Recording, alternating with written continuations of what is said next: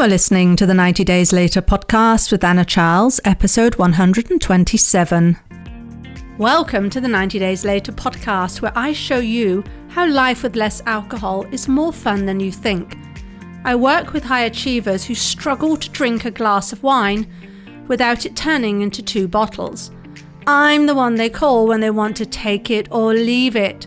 So if you want to change your relationship with alcohol that doesn't involve counting days sober, you're in the right place. Hi all, and welcome back to the podcast. I hope things are going well for you. I'm having a great time here, actually. Really enjoying my business, actually enjoying the snooker as well. I'm recording this. We have the final weekend of the World Championships. It is hotting up. But also, as I said, having fun in my business. I have just started with Instagram Reels. Yes, I'm behind the rest of the population after spending years thinking they were really stupid. So I just thought I'm going to give them a go because they could be fun. And it's amazing, actually. It reminds me, so having this fun, spending time working on the Reels reminds me why it's such fun to have such a different relationship with alcohol. I am so grateful to Pastor Anna for having done that work. Just seeing what I'm capable of, seeing how much fun I can have and how there's fun everywhere, and it doesn't come in a bottle of Chablis, or doesn't have to come in a bottle of Chablis, I should say. Also, did you come along to last week's class, How to Drink Less When Your Partner or Friends Drink? One of the top topics I get asked to coach people on. If you didn't, there is a recording available, but you're going to need to sign up to get access in the Drinking Redefined Substack that I have. And you can find that at annacharles.substack.com. I will put a link to that in the show notes. All right. Enough with the preamble. Today we're talking about same old problem. I'm riffing a little bit actually on last week's podcast where I spoke about life being great sometimes and rubbish at other times, and that's okay, right? That sometimes we feel we're on top of the world, and at other times we're terrified or feeling embarrassed or stressed or sad or fed up or anxious. You name it, we might be feeling it. And that actually it's all part of the cauldron of life. Now, going back a few years, there was a long period of time for me where it seemed as though I couldn't imagine a world that didn't involve drinking for entertainment, or where I do things for fun that wouldn't involve alcohol, right? Where I could go bowling and not have a glass of wine with it, where we would go to do the mini golf and I wouldn't have a beer in the sun afterwards, right? These things were very tightly connected. It seemed as though drinking for entertainment was becoming a good part of my day, all right? And what happens was when I drank, it was as though I escaped my life. So what happens is we drink and then we escape, right? The one follows the other. And then we feel good, and then we feel great, or we feel relaxed or confident or funny or calm or de-stressed, right? All of those things. And so what happened was escaping my life, because I would then feel those things when I was drinking, that became the part of my life that was really good, right? So I convinced myself that my life was good because I was pretty much frequently, if not always, escaping. And I want to underscore at this point that I really did have a good life, right? Take the alcohol out of the picture. I had a great job. I had a wonderful husband, still do, of course. Should say this in the present. Wonderful, lovely children, had a home, safety, all the rest of it. And despite all of that, I was still escaping. I was using alcohol to escape my life and then creating a world where everything seemed even better. But what happened was that when I escaped this life that was already quite good, those bits of my life, the bits of my life when I was drinking, and that was elevating the experience, that would feel as though they were the parts that were good. It kind of eclipsed all the other stuff. So a good way of describing this is you can see a sunset and marvel at the sunset, and then I could see a sunset with a glass of wine in my hand, and that would seem a more elevated experience. And because that was an elevated experience, the idea of just seeing the sunset, a beautiful, beautiful sunset, never seemed as good, right? And that's where we're escaping even the good parts of our life for something that we think seems better. And I know this is something that a lot of people struggle with, and that's why I wanted to tackle it today. So let's dig into the 50-50 concept I spoke about a bit last week. And this is a mental construct, what I'm going to talk about next, that will set you free. So I want you to try it out, put this into practice. One of the biggest problems I see when people who come to me because they want to escape their lives, and especially by doing things like over drinking or we overeat, is we think our lives should be more like 80-20. Right? It should be maybe 80% good, maybe 20% bad. We kind of get logically, intellectually, that it's not all going to be happy. There's going to be some not so good things, but it should be more on the scale of 80-20. That's what we're aiming for. That's what we're sold.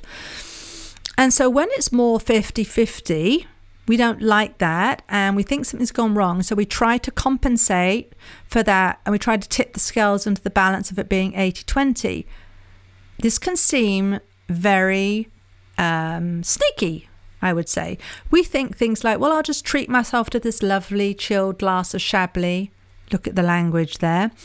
Or I'll treat myself to this slice of Mississippi mud pie. Or I've been so stressed all day, I want to throw my computer out of the window and I'm going to binge watch The Walking Dead. Right? So this is how we position it. We think these bad things have happened, so we're going to indulge ourselves in this other stuff, in the drinking and the over consuming or the overeating. But we don't just say we're going to do these things because something else happened. We tell ourselves we deserve these things, or we tell ourselves they're our treats, or we tell ourselves just one won't hurt, right? We're kind of into convincing energy there. But actually what we're doing is that we're trying to use these things to compensate for the fact that life is half negative. And we don't like that. We don't like having half of our life be pretty rubbish. Now, the headline of today's episode is that there will always be problems. Always be problems. Always. And again, I know you know this logically, but I want you to sit and think about the fact that there will always be problems, because how we feel about something is critical here. But here's the really trippy thing that I've learned, and I've learned the hard way, I will add. So I'm sharing this with you now because I want to save you from that. When you get to the point where you accept that half of your life is going to be negative, it's not as negative anymore, because you aren't being negative about the negative. You know that that's just part of being a human. It's part of our experience. And therefore, you know, you don't have to escape that 50% negative piece of it. We're not making it a problem. And then I want you to consider the following. If the best part of your life is drinking, if the most fun you ever have is drinking, you, my friend, have a problem with your life.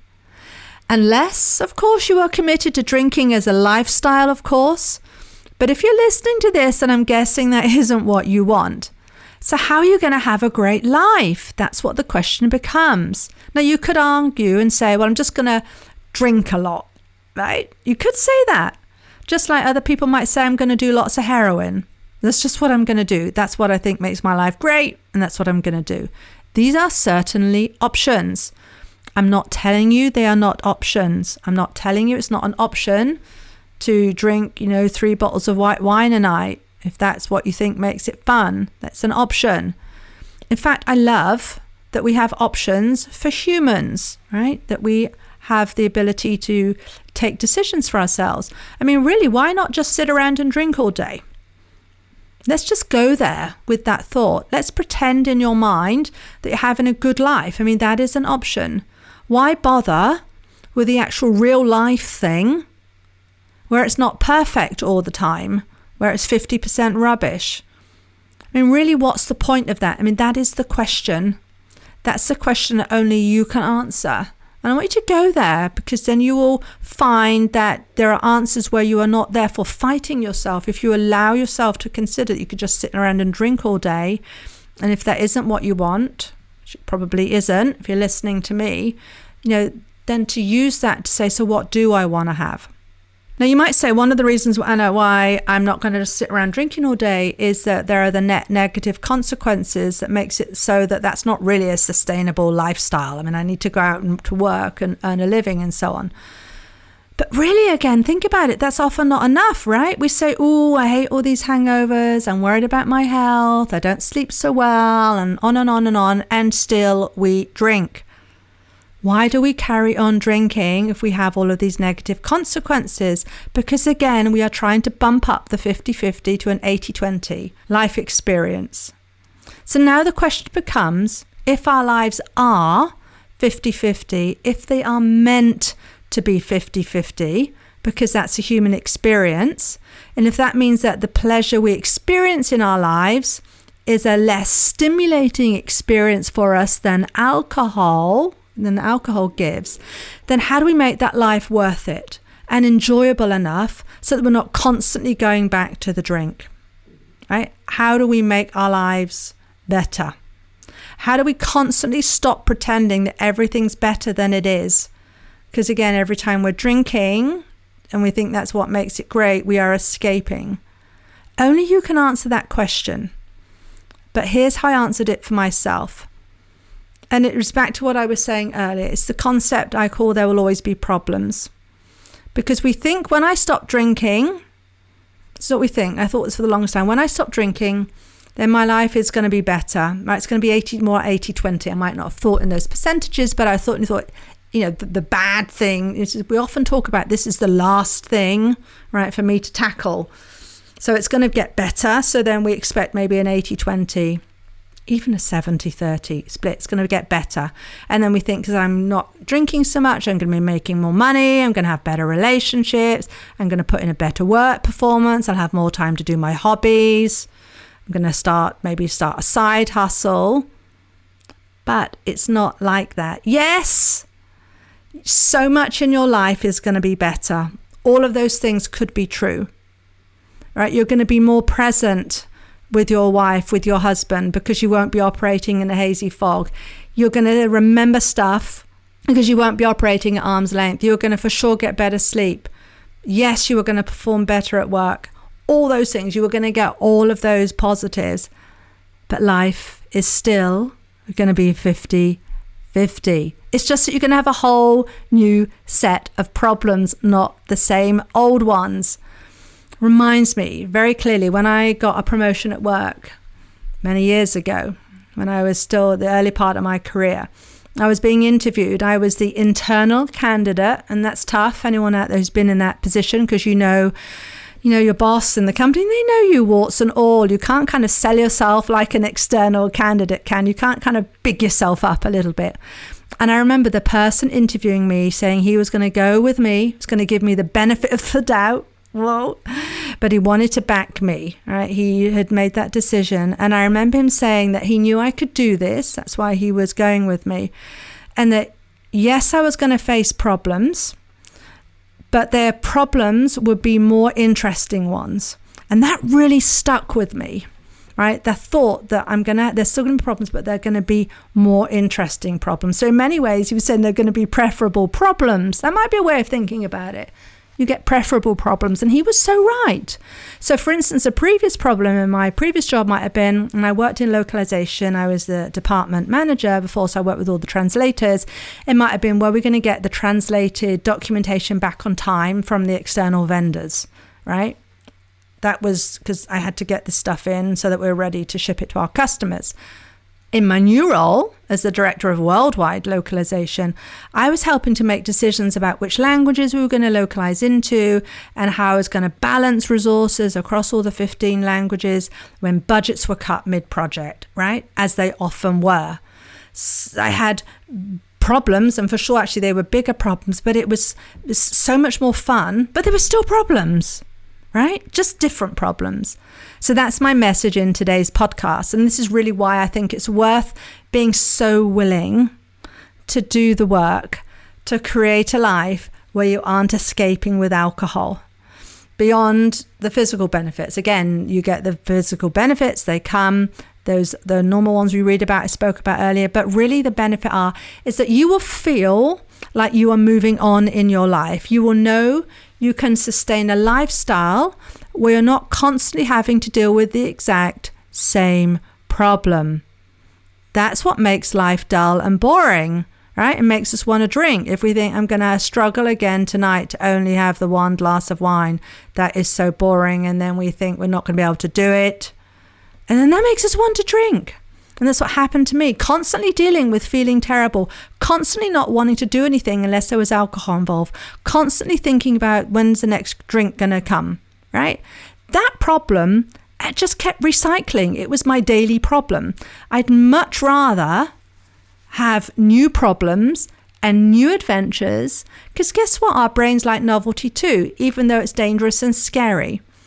It makes me feel more alive, even in all the problems. And that's the difference between living a life of escape and living a life where you're genuinely growing and thriving and bringing in new experiences and, yes, new problems. You don't just wake up to the same old problems every day. So there we go, my friend. It's problems either way. But which ones do you want to pick? Do you want the same old ones, or do you want new ones that could take your life into a whole new, fun, wonderful direction? Write and let me know. You can email me on anna@90dayslater.co. And if you are fed up of the same old problem of not knowing how to drink less, I can help. This is what I do. I will help you change this so that you will move this into the history of problems that you have. Yes, you'll have brand new ones facing you, but you won't be stuck with doing the same old. Go to 90dayslater.co and click on the book a call button, and we'll chat about creating that life that you want. Even though it's going to have problems, they will not be the same old boring one. All right, that's it for this week. I will see you next time. If you like what you're learning in the podcast and you want to take the work further and achieve total freedom around alcohol, let's talk. I help my clients stop reaching for that first glass of wine the moment 6 p.m. rolls around, and they don't miss out on life. Email me for more information on anna@90dayslater.co. And if you did enjoy the show, I'd really appreciate if you'd leave a rating and review to help others find the 90 Days Later podcast.